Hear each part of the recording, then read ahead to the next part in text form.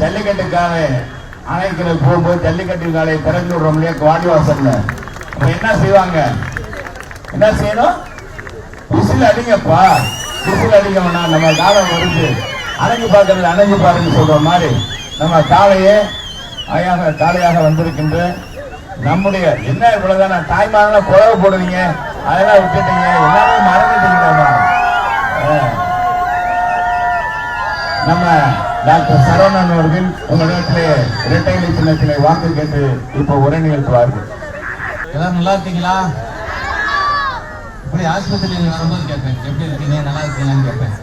அது ஆஸ்பத்திரி கட்டணத்துக்குள்ள முங்கி எனக்கு வந்தாச்சு, மத்திய தொகுதிக்கு வந்தாச்சு, ரோட்ல நிப்பாட்டி உங்களை கேட்டுக்கிட்டு இருக்கேன், எப்படி இருக்கீங்க?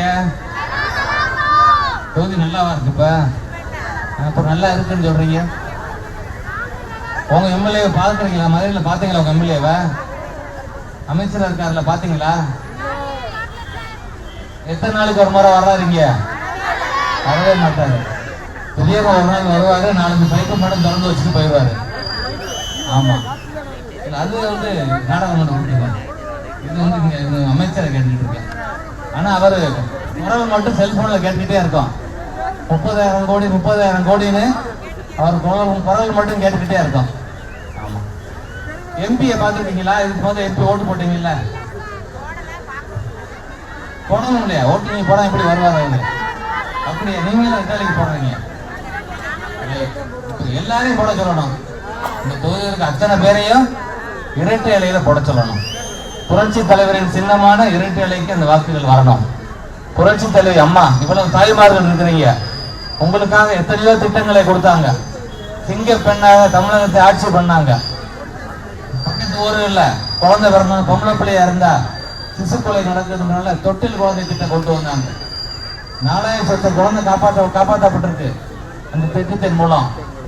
அப்ப பாத்தீங்கன்னா குழந்தை பிறந்தா அம்மா பரிசு பெட்டகம், அப்படி ஸ்கூலுக்கு போனா யூனிஃபார்ம், இன்னும் கொஞ்சம் பெரிய பெரிய வந்துச்சுன்னா சைக்கிள், காலேஜுக்கு போனா லேப்டாப்பு, கம்ப்யூட்டர், அடுத்து வேலை வாய்ப்பு. எடப்பாடியா வரப்போல என்ன பண்ணாரு? மானிய விலையில ஸ்கூட்டி.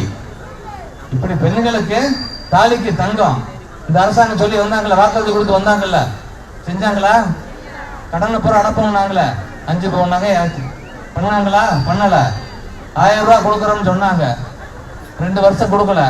எல்லா பக்கம் பிரச்சனை இருந்த உடனே அதுல கொஞ்சம் பேரை கழிச்சு விட்டுட்டு கொஞ்சம் பேருக்கு மட்டும் கொடுத்துருக்குறாங்க, ஏன்னா தானே செஞ்சிருக்கிறாங்க.